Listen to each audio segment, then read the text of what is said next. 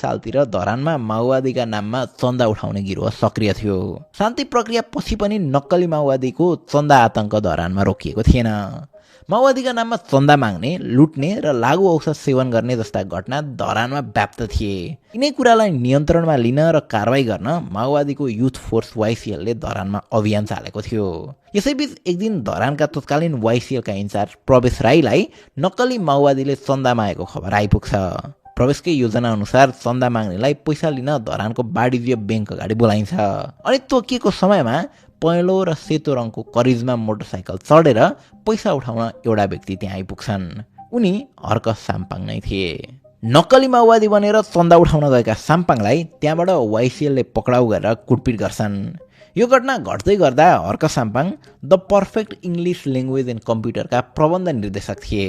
यसरी समाजमा बदनाम भएपछि उनी वैदेशिक रोजगारीका लागि अफगानिस्तान र इराकतिर लाग्छन्। 6 वर्षको